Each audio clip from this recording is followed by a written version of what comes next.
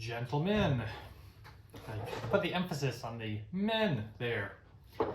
I hope everyone is having a nice start to their weekend. Here we are for another week and some more alcohol. So this week, alright, sorry, all out of sorts. We've had a COVID, and I don't want to say outbreak, but sort of going through the house, so doing the best we can here, folks. I'm feeling fine, don't worry about it. So, this week I'm playing the dynamic duo that is Brooks and the other guy. I swear I'm doing all right. Phil, obviously. And so I've got like a renewed amount of like excitement for my team after scoring the most points in the league last week, I believe, or close to it. It's probably going to lead to terrible disaster and not a single win the rest of the season, but I'm going to try my best. And by that I mean I'm going to let football players do work and while I drink cocktails.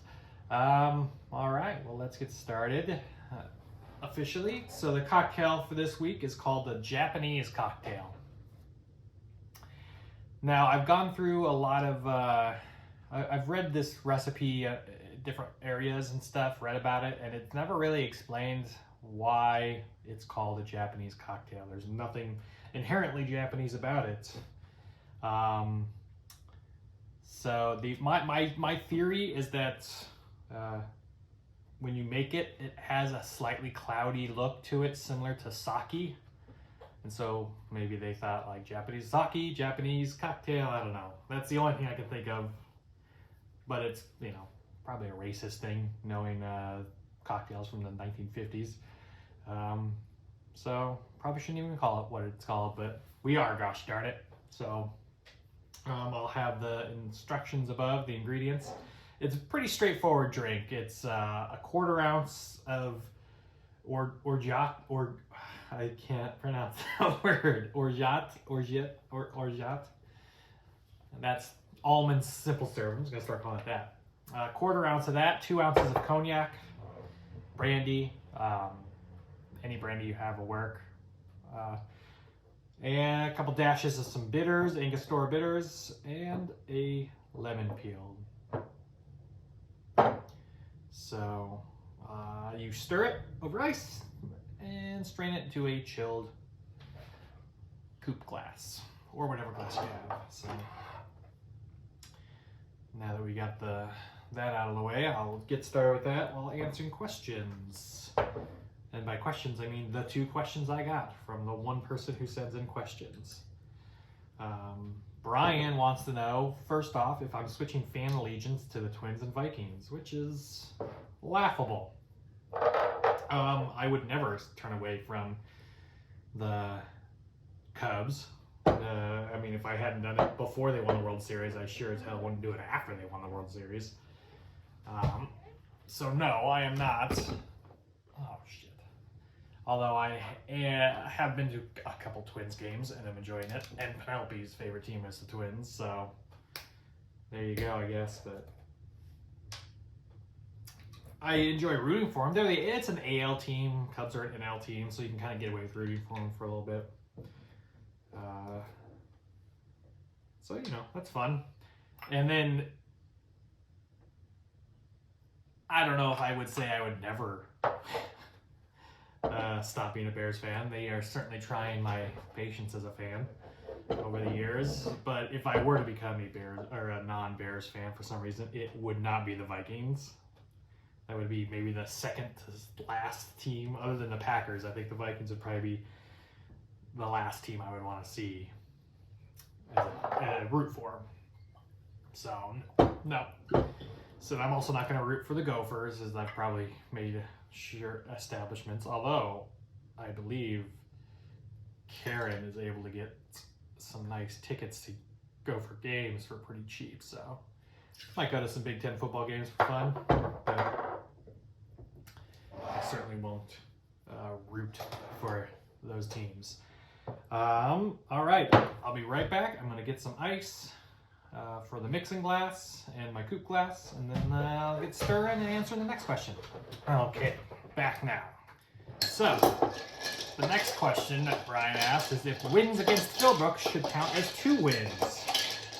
And that's a familiar question. I feel like he asked that, somebody asked that last year, or maybe asked it when I was shaving my dumb face, or asked it at the draft, who knows. But I guess it's a sort of a joke question, and I'm going to give it a deadly serious answer. No, a win's a win. Especially now that their team's falling apart to injuries. So, I mean, I shouldn't jinx myself. They're probably going to smoke me. But, no, it shouldn't count as 2 wins. Although, I do love how weird it is. Oh, man. That we have a team run by 2 people. But that's one of the wonderful quirks of our league. So if you excuse me, I have to go get a strainer for my drink. All right.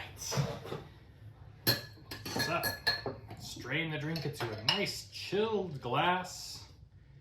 I know I mentioned in the past that if you don't keep glasses chilling in your freezer, you can just take a glass and fill it with crushed ice or regular ice and then stick it in the freezer while you're preparing things. And when you pull it out, it should be pretty chilled. You don't even have to stick it in the freezer if you don't have the wherewithal or time to do that. And then do a nice lemon peel as a nice little garnish.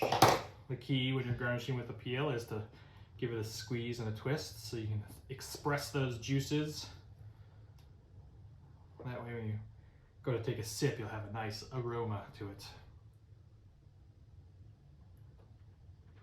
A Japanese cocktail. As you can see, it's got that cloudy kind of look. Depends on the orgeat almond simple syrup that you have. So there we go, folks. Another cocktail in the books. Hopefully those of you following along are enjoying some of these. I'm curious if any of you have ever heard of or had, if any of you, even if you're not following along, maybe sound off in the chat if any of these drinks so far are drinks that you've actually heard of or tried, because I'd be curious to know that. And if you are following along and you've had these before, I'd be curious how the ones that I make on here and you follow along with stack up to the ones you've had before. So, all right, folks, have a nice weekend, have a safe weekend, and go team. Cheers.